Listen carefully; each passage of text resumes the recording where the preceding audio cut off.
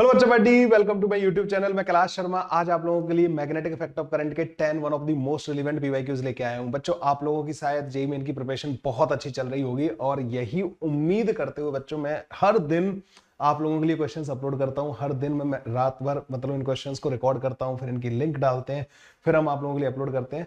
सो बच्चों, इनसे जितना बेनिफिट आप ले सकते हैं बच्चों इस वाली सीरीज से लेते रहिए। अगर आप हो सके आपके दोस्त वगैरह लोग हों तो आप उनमें जरूर शेयर भी कर दीजिए, जिससे कि हमें भी थोड़ा सा मोटिवेशन आता रहे। लेकिन बात ये बच्चों, ये सीरीज है आप लोगों की जो मैंने आपको कमिटमेंट किया है कि 1100 पीवाईक्यूज में आपको जेईई मेन के फर्स्ट अटेम्प्ट से पहले यहाँ पे यूट्यूब चैनल पे करवाऊंगा बच्चों, वो तो मैं आप लोगों को करवाने वाला हूँ। उम्मीद यही है बच्चों कि आपको इससे मैक्सिमम बेनिफिट होना चाहिए। मतलब ना, इससे कॉन्सेप्ट्स का रिवीजन, कॉन्सेप्ट बिल्डिंग, थोड़ा सा अगर आप एनालिसिस भी कर लो ना पूरे पीडीएफ को, जब कंप्लीट करने के बाद एक बार उसमें पूरा जाके गो थ्रू कर लो कि सर ने जो ज्यादातर क्वेश्चंस है वो किस टॉपिक से हैं, किस टाइप के क्वेश्चंस हैं, उससे आपको बहुत बेनिफिट होगा बच्चों। चलिए बच्चों, शुरुआत करते हैं आज के हमारे 10 क्वेश्चंस की। पहला क्वेश्चन बच्चों आप लोगों के सामने यहाँ पे, two charged particles having same kinetic energy are allowed to pass through a uniform magnetic field perpendicular to the direction of the motion if the ratio of the radii of their circular path is 6 raised to 5 and their respective masses are in the ratio of this, then the ratio of their charges will be। मैं आपको बता देना चाहता हूं बच्चों, एक charge particle जब uniform magnetic field में एंटर करके जो सर्कुलर पाथ पे घूमता है ना बच्चों, उसकी रेडियाई के बहुत सारे क्वेश्चंस थे। उनमें से कुछ छांट के कुछ क्वेश्चंस करा रहा हूं मैं। आपने देखा होगा कि आपको ये बार बार ये कॉन्सेप्ट रिपीट होता हुआ दिखेगा, क्योंकि इस वाले पार्ट से काफी ज्यादा क्वेश्चंस पूछे भी जाते हैं। उम्मीद मेरी यही रहेगी कि इस बार आपके पेपर में भी इस वाले पार्ट से क्वेश्चन आ जाए और आप उसको करके आ जाओ, है ना। तो दो चार्ज पार्टिकल है, उनकी काइनेटिक एनर्जी क्या है बच्चों? दोनों की काइनेटिक एनर्जी सेम है, K1 equal to K2 equal to K के बराबर दे रखी है, ठीक है। यूनिफॉर्म मैग्नेटिक फील्ड से पास कर रहे हैं। Ratio of the radii of the path आपको दे रखा है। यहाँ पे बच्चों रेडियई जो होती है R equal to M V divided by Q B के बराबर होती है, ठीक है। ये होती है बच्चों एम बी मतलब मोमेंटम, जो कि रूट के अंदर 2m इंटू के बोलते हैं इसको, divided by Q into B, ठीक है। ये हो जाएगा बच्चों हमारे पास। और इनके मासेस का रेशियो इतना है, तो बच्चों इनके चार्जेस का रेशियो इन्होंने पूछा है। अब काइनेटिक एनर्जी का फॉर्मूला लगाना पड़ेगा ना, तो इनको इन्होंने बोला ना सेम काइनेटिक एनर्जी है, तो ये वाला फॉर्मूला, तो radius of 1 divided by radius of 2 जो आएगा बच्चों, वो क्या आ जाएगा? काइनेटिक एनर्जी सेम है, मैग्नेटिक फील्ड सेम है, तो रूट के अंदर m1 divided by q1, root के अंदर m2 डिवाइडेड बाई q2। बाद बाकी तो कट जाएंगे ना, ये 2 कट जाएगा, k कट जाएगा, b कट जाएगा, है ना। तो R1 अपॉन R2 की वैल्यू बच्चों इन्होंने हमें दे रखी है 6 रेज टू 5 के बराबर। तो R1 अपॉन R2 की वैल्यू बच्चों 6 रेज टू 5 के बराबर दे रखी है। This is equal to Q2 divided by Q1, और रूट के अंदर बच्चों m1 डिवाइडेड बाई m2, ये आ जाएगा। m1 डिवाइडेड बाई m2 बच्चों 9/4 के बराबर दे रखा है आपको, ठीक है। तो जब आप इसको 9/4 लिखोगे ना तो ये 3/2 आ जाएगा। तो Q1 डिवाइडेड बाई जो Q2 आएगा ना बच्चों, तो 3/2, और ये उधर से पहुंच जाएगा बच्चों इंटू 5 डिवाइडेड बाई 6। तो Q1 divided by Q2, this was easy question, ये कट जाएगा बच्चों, तो यहाँ पे 5/4 के बराबर हमारे पास आंसर आ रहा होगा, ठीक है। तो रेशियो ऑफ चार्ज पूछा इन्होंने 5/4, बी ऑप्शन बच्चों टिक करके आगे बढ़ जाना है, ठीक है। ऐसा कौन सा फॉर्मूला लगाना है ये आपको इससे पता लगेगा क्या क्या चीज आपको सेम दे रखी है, क्लियर है। तो मुझे काइनेटिक एनर्जी सेम दे रखी थी, तो मैंने ये वाला फॉर्मूला यूज किया कि रूट के अंदर 2m के डिवाइडेड बाई क्यूबी वाला फॉर्मूला यूज किया रेडियस का। नेक्स्ट क्वेश्चन बच्चों, the magnetic moment of an electron E revolving in an orbit around the nucleus with an angular with an orbit angular momentum is given by। आप लोगों को बच्चों ये पता होगा, आप लोगों को सबको मैंने ये पढ़ाया भी होता है कि अगर एक चार्ज पार्टिकल जब भी रोटेशन हो रहा होता है ना बच्चों, सुनो ध्यान से सुनना, कोई भी चार्ज बॉडी रोटेट कर रही हो, चार्ज बॉडी रोटेट कर रही हो और उसका चार्ज का डिस्ट्रीब्यूशन और मास का डिस्ट्रीब्यूशन सेम तरीके का हो, ठीक है। तो यहाँ पे एक इसे बोलते हैं जायरोमैग्नेटिक रेशियो, याद आ गया? जायरोमैग्नेटिक रेशियो एक कॉन्सेप्ट होता था बच्चों। इस कॉन्सेप्ट में क्या करते थे हम लोग, जो है जायरोमैग्नेटिक रेशियो में क्या करते थे बच्चों, इसमें कोई भी बॉडी जब रोटेट कर रही होती है ना, तो उसका m जो कि मैग्नेटिक डायपोल मोमेंट है डिवाइडेड बाई एंगुलर मोमेंटम, ये बच्चों q डिवाइडेड बाई 2m के बराबर होता है, ठीक है। q डिवाइडेड बाई 2m के बराबर होता है। अब इन्होंने बोला है कि magnetic moment of an electron पूछा है इन्होंने ना, एंगुलर मोमेंटम। तो मैग्नेटिक डायपोल मोमेंट जो होगा ना बच्चों m वेक्टर, ये q डिवाइडेड बाई 2m, ये मास होता है और ये मैग्नेटिक डायपोल मोमेंट होता है, इनटू l वेक्टर के बराबर आ जाएगा। आपको पता है ये मैग्नेटिक डायपोल मोमेंट है बच्चों ना, मैग्नेटिक डायपोल मोमेंट। तो यहाँ पे इन्होंने दिया है एक इलेक्ट्रॉन दिया है बच्चों, और वो घूम रहा है यहाँ पे इस तरीके से, ठीक है। तो खैर हमें कुछ उसकी वैल्यू वगैरह नहीं कैलकुलेट करनी है, तो मैग्नेटिक मोमेंट है ये, ठीक है, मैग्नेटिक डायपोल मोमेंट बोलते हैं इसको। इसकी वैल्यू पूछी है इन्होंने ना वेक्टर फॉर्म में, तो m vector is equal to q की जगह पे माइनस का e पुट कर दूंगा मैं, divide by 2 into M L vector, ये आ जाएगा बच्चों। पॉजिटिव चार्ज होता तो दोनों सेम सेंस में आते, नेगेटिव चार्ज है तो बच्चों एक दूसरे के अपोजिट आएंगे, ठीक है। तो म्यू एल जो इन्होंने बोला है वो माइनस का e डिवाइड बाई 2m, ये आ जाएगा हमारे पास, ये आ रहा है ना B option, yes B option will be the correct option. Gyromagnetic ratio सबको रटा हुआ होता है, ठीक है। इवन एक रॉड भी घूम रही है उसका मैग्नेटिक डायपोल मोमेंट पूछे तो बस एंगुलर मोमेंटम लिख देना, angular L vector is the angular momentum, ठीक है। बड़े काम की चीज है बच्चों, ध्यान में रखना है इस वाले को ना, उम्मीद तो मेरी यही है कि तुम ध्यान में रखोगे, ठीक है। बी वाला ऑप्शन बच्चों पिछले वाले में करेक्ट ऑप्शन आ गया, क्लियर भाई। ओके, बहुत कम आते हैं वैसे उस वाले पार्ट से क्वेश्चन ना, एक आध आता है। The electric current in a circular coil of 2 turn produces a magnetic induction B1 at the center. The coil is unwound and rewound into a circular coil of 5 turn, and the same current produces a magnetic induction B2 at the center. Ratio of B1 and B2 पूछा है बच्चों ना। खैर मेरा बच्चों priority पता क्या रहती है कि जो सर्कुलर टर्न होते हैं ना बच्चों उनके एक्सिस पर मैग्नेटिक फील्ड की, लेकिन खैर इसमें कोई जरूरत नहीं पड़ेगी हमें उसकी। सेंटर में ही पूछ रहे हैं बच्चों ना, तो सेंटर का फॉर्मूला रिवाइज करवा देता हूँ आपको। n नंबर ऑफ टर्न होते हैं अगर आर रेडियस होती है बच्चों, तो इसका बी एट सेंटर जो आता है ना mu not an I divided by 2r के बराबर आता है बच्चों, ठीक है, ये आता है। अब आपने इन्होंने क्या कर दिया है, इसके नंबर ऑफ टर्न चेंज कर दिए, कितने कर दिए नंबर ऑफ टर्न, 5 कर दिए। पहले बच्चों एक काम करना, पहले इसकी जो वायर की जो टोटल लेंथ थी ना वो 2 इंटू 2 पाई आर के बराबर थी। अब जो पहले रेडियस कैपिटल आर थी, बाद में जो रेडियस हो जाएगी ना बच्चों, मान लो स्मॉल आर हो गई है, 5 टर्न है तो 5 इंटू 2 पाई स्मॉल आर हो जाएगा। तो यहां से बच्चों स्मॉल आर की वैल्यू हमारे पास आ जाएगी 2 पाई काट देंगे 2r डिवाइडेड बाई 5 के बराबर। बच्चों बाद वाली जो रेडियस होगी ना वो 2r बाई 5 के बराबर हो जाएगी, ये समझ जाओ पहले तो, ठीक है। तो नया वाला जो मैग्नेटिक इंडक्शन आएगा ना बच्चों, पहले तो एक काम करते हैं, पहला वाला ही लिख लेते हैं B1, वो आएगा mu naught 2i divide by 2r के बराबर। B2 जो आएगा ना बच्चों बाद वाला, वो आएगा mu naught 5i, same current है, नंबर ऑफ टर्न 5 हो गए, डिवाइड बाई 2r। अब स्मॉल r को बच्चों 2r बाई 5 लिख देना, ठीक है। ओके, तो इन्होंने B2 अपॉन B1 पूछा है हमसे ना, B2 अपॉन B1 की वैल्यू पूछी है, तो देखो B2 ये चला जाएगा ऊपर 25 डिवाइडेड बाई 4, और जब इससे डिवाइड करोगे तो यहाँ पर 2 है, अच्छा ये 2 से 2 कट जाएगा तो म्यू नॉट आई, तो 25 डिवाइड बाई 4 के बराबर ये आंसर आ रहा होगा बच्चा। कर लो यार, अब तो आगे वाला काम था तुम खुद ही देख सकते हो, कैलकुलेशन नहीं समझ में आई किसी को है। 25 डिवाइड बाई 4 आ रहा है बच्चों मेरा आंसर ना, अगला बी ऑप्शन हमारा अगेन आ जाएगा। बढ़िया लग रहा है क्वेश्चन, मजा आ रहा है ना। ओके, कमेंट करते रहिए, आगे बढ़ते रहिए, ठीक है। ओके, बी ऑप्शन आ गया। अगला वाला क्वेश्चन बच्चों, an electron with the energy of 0.1 kilo electron volt moves at a right angle to the earth's magnetic field of 1 into 10⁻⁻⁴ weber per metre square. तो मैग्नेटिक फील्ड दे रखा है बच्चों, अर्थ का मैग्नेटिक फील्ड दे रखा है, ठीक है, और उसके राइट एंगल पे वो मूव कर रहा है। The frequency of the revolution of the electron will be, frequency के बारे में बच्चों हमसे बात कर रहे हैं। क्या आपको पता है रेडियस जो होती है वो M B divided by Q B होती है, ठीक है। ओमेगा जो होता है ना बच्चों, अच्छा इसका टाइम पीरियड क्या होता है, time period 2 pi m divided by Q B के बराबर।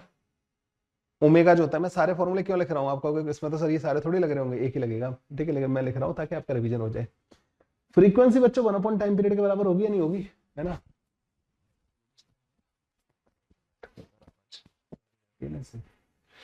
तो फ्रीक्वेंसी बच्चों 1 अपॉन टाइम पीरियड के बराबर होगी, मतलब Q B divided by 2 pi m के बराबर हो जाएगी। तो frequency comes out to be Q, Q कितना है, कहाँ है भाई क्यू, इलेक्ट्रॉन है तो 1.6 into 10⁻⁻⁹ okay, into B, B कहाँ है भाई, बी कहाँ दे रखा है 1 10⁻⁴ वेबर पर मीटर स्क्वायर, ठीक है। अच्छा एक चीज और करना बच्चों, एक और इम्पोर्टेंट इंफॉर्मेशन आप लोगों को यहीं पे मैं देना चाहता हूँ कि जो मैग्नेटिक इंडक्शन जो होता है ना बच्चों, उसकी टेस्ला जो होता है ना, 1 टेस्ला जो है 10⁻⁴ गॉस के बराबर होता है, ये ध्यान रखना। ये सीजीएस यूनिट होती है और ये ऐसा यूनिट होती है, कई बार ऐसा क्वेश्चन वगैरह आ जाता है, you must be able to do that, ठीक है। एक बार गूगल पे चेक भी कर लेना है ना, 10⁻⁴ ही होता है जहां तक मुझे याद है, ठीक है, चेक कर लेना। तो 1.6 इंटू 10⁻⁻⁹ इंटू 10⁻⁴ है ना, Q इंटू बी की वैल्यू आ गई हमारे पास divide by m, 2 pi m, तो 2 पाई m, m कितना दे रखा है बच्चों 9 इंटू 10⁻31 के बराबर। लो जी इसको सॉल्व करेंगे, ओह माय गॉड इसको कौन सॉल्व करेगा। 0.8 कुछ ऐसा करता हूं मैं, ये 38 27 हो जाएगा। एक काम करूं मैं इसको करीब करीब काट देता हूं, कुछ 0.1 टाइम्स काट देता हूं, 3 से इसको काट देता हूँ बच्चों, कुछ 0.03 टाइम्स कट जाएगा, मोटा मोटा लेके चल रहे हैं। तो फ्रीक्वेंसी बच्चों कुछ 3 इंटू 10⁻⁻, ये माइनस का 31 है, यहाँ पे 23 हो जाएगा, तो 10⁸ आ रहा होगा, और ये दो एडजस्ट कर देना, 6 हर्ट्ज के करीब आ रही है। मतलब इसके क्लोज जो भी ऑप्शन होगा ये वाला दिख रहा है मेरे को ना, ये वाला हमारा आंसर हो जाएगा। इतनी थोड़ी कैलकुलेशन करनी है, जब ऑप्शन दूर दूर दिखे ना तो अपन को ऐसे इसका निपटारा कर देना है।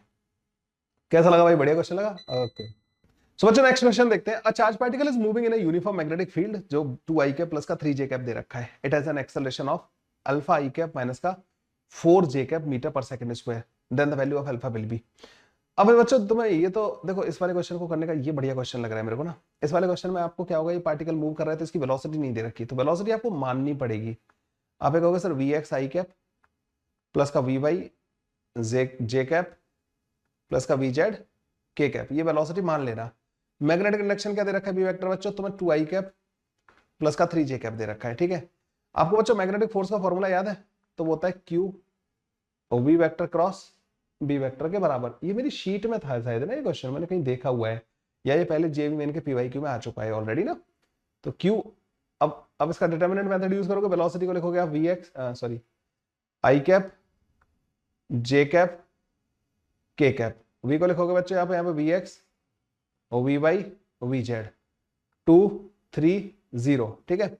और इसको कर दोगे बच्चों यहाँ पे i कैप आ जाएगा, है ना, यहाँ पे i कैप आ गया, ये i कैप हो गया, इसका इसके साथ मल्टीप्लिकेशन 0 हो जाएगा। अच्छा q भी होगा एक ना, यहाँ पे ये बाहर q लगा हुआ है ना, ये q, इसका 0 हो जाएगा, इन दोनों का ये आ जाएगा बच्चों माइनस का 3b z के बराबर, ठीक है। ओके, माइनस का j कैप, q से मल्टीप्लाई कर ही देना, इसको भूल जाओ, तो this into this 0, this into this, ये बन जाएगा 2bz के बराबर, ठीक है, माइनस के साथ, प्लस का बच्चों k कैप, ये थोड़ा बढ़िया क्वेश्चन है ना, k कैप में इसको और इसको भूल जाना, 3bx माइनस का 2by, 3bx माइनस का 2by। देखो मुझे ये पता है कि जो एक्सेलरेशन दे रखा है ना उसमें z कंपोनेंट है ही नहीं, मतलब 3bx minus is equal to 2by के बराबर होगा। एक रिलेशन तो बच्चों मेरे पास ये आ जाएगा, ठीक है। ये z कंपोनेंट मुझे 0 करना है ना, ये वाली चीज 0 होनी चाहिए, फोर्स का z कंपोनेंट आने नहीं चाहिए, क्योंकि एक्सेलरेशन जो दे रखा है वो i कैप और j कैप डायरेक्शन में दे रखा है। अच्छा यहाँ पे बच्चों ये जो y डायरेक्शन में जो फोर्स आ रहा है ना, तो एक्सेलरेशन इन y डायरेक्शन जो आएगा ना, ये 2qvz डिवाइडेड बाई m के बराबर आएगा, और इसकी वैल्यू इन्होंने हमें माइनस का 4 के बराबर दे रखी है ऑलरेडी ना, 2qvz की वैल्यू इन्होंने हमें ये दे रखी है। और एक्सेलरेशन इन x डायरेक्शन जो आएगा ना बच्चों, वो आएगा माइनस का 3qvz डिवाइडेड बाई m के बराबर। तो qvz की वैल्यू बच्चों यहाँ से एक तो इसको काट देना तो माइनस का 2 बनेगा, तो qvz की वैल्यू बच्चों यहाँ से माइनस का 2m ला के रख देना, तो ये 6m डिवाइडेड बाई m हो जाएगा, तो 6 आंसर आ जाएगा, ठीक है। तो ये अल्फा की वैल्यू है ना बच्चों, वो 6 के बराबर आ जाएगी। एक्सेलरेशन का जो x कंपोनेंट है ना, वही तो अल्फा दे रखा है। बहुत बढ़िया क्वेश्चन था बच्चों ना। डिटर्मिनेंट सॉल्व करना, ये वाली इसमें थोड़ी सी लैंग्वेज मतलब राइटिंग ऐसी हो गई, कर लेना मैनेज है ना। अगला क्वेश्चन बच्चों, bx and by are the magnetic field at the centre of the two coil of, मतलब two coils x and y respectively, each carrying equal current, ठीक है। If coil x has 210 and 20 centimeter radius and coil y has 410 and 20 centimeter radius, then the ratio of bx divided by by। देखो ये ऐसा question हम लोगों ने अभी already किया है इसमें।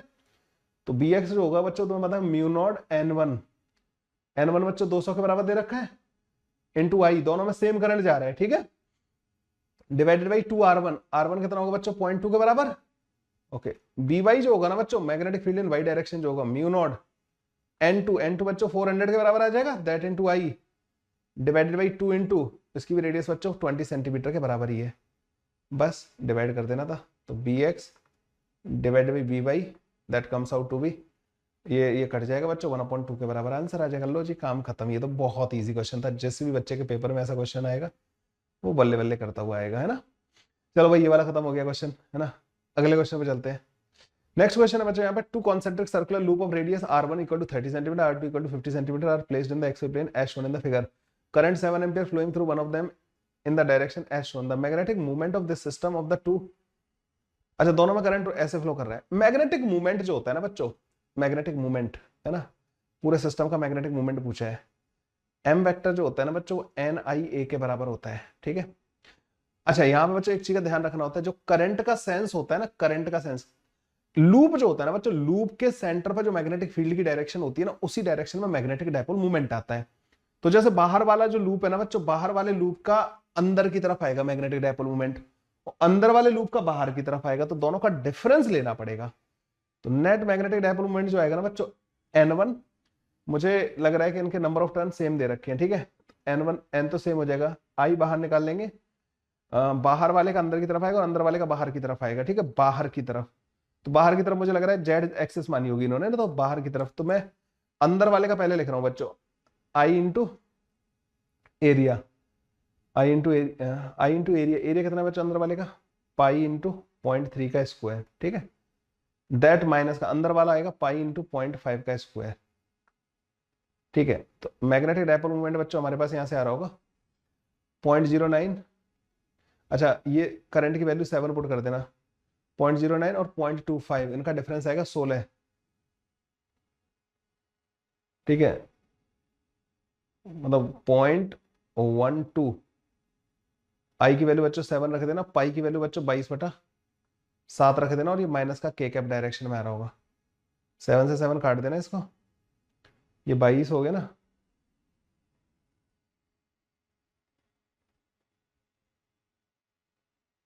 50 सेंटीमीटर मतलब 0.5, 30 सेंटीमीटर मतलब 0.3,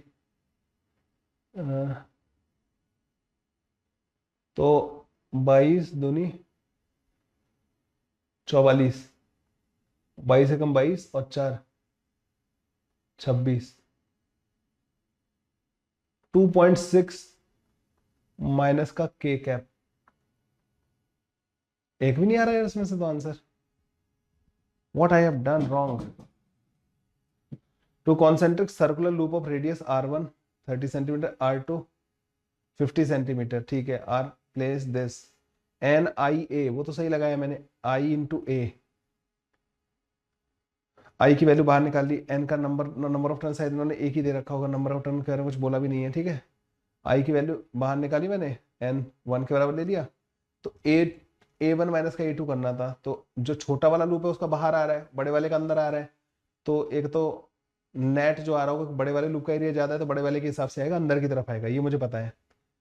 तो पाई आर स्क्वायर ही तो होता है 0.25, 0.09, अच्छा 0.16 है ना, 0.16 होगा। तो एक मिनट ना, यहाँ पर थोड़ी गलती कर दी मैंने,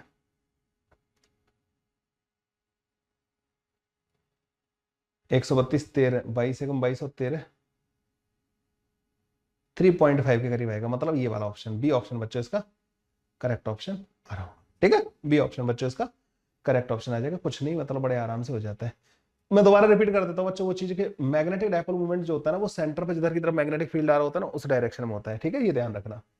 अगले क्वेश्चन में चलते हैं बच्चों।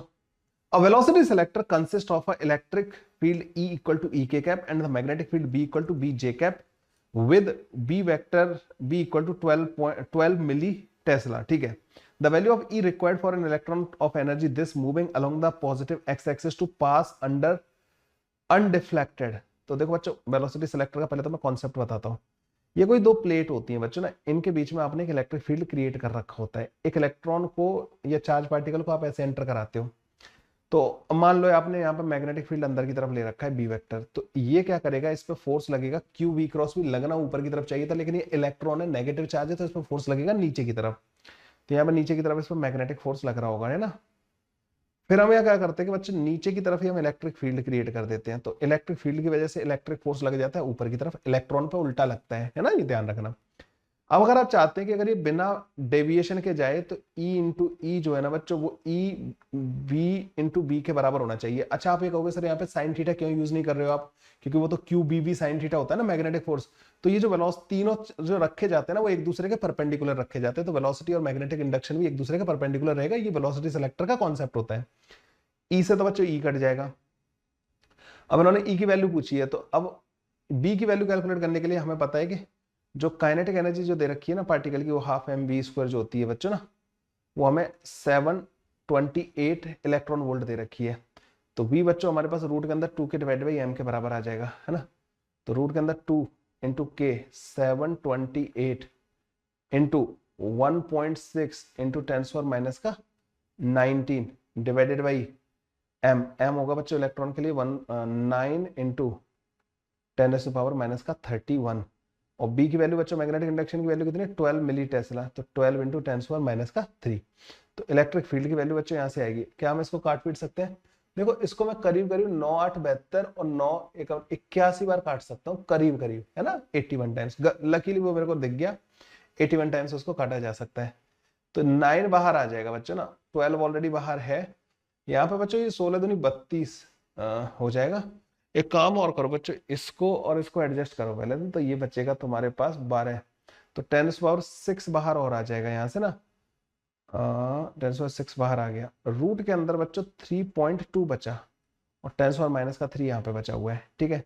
तो ई की वैल्यू जो मोटा मोटी बच्चों आएगी यहाँ पे 12×9 108 और 3 की 3.2 कितना होता होगा बच्चों ना, 3 का रूट होता है 1.8 के करीब आ जाएगा ये 1.8 है ना, इंटू 10⁻³ ये आ रहा होगा।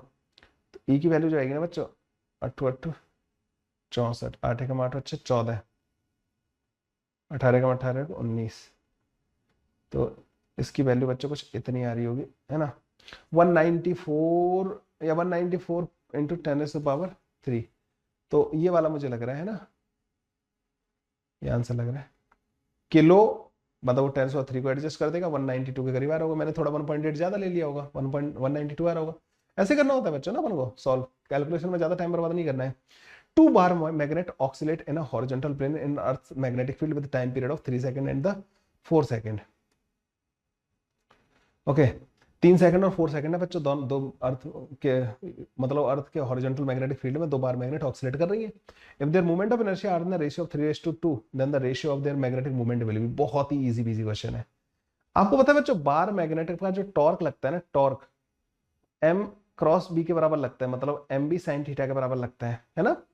जब आप उसको मैग्नेटिक फील्ड से थोड़ा सा डिफ्लेक्ट कर देते हो ना थीटा एंगल, तो mb sin थीटा के बराबर लगता है। यहां से अल्फा आ जाता है mb divided by i sin theta. Theta को बच्चों छोटा मान लेना, ठीक है, थीटा छोटा होता है, स्मॉल ऑक्सीलेशन के लिए बात कर रहे होते हैं।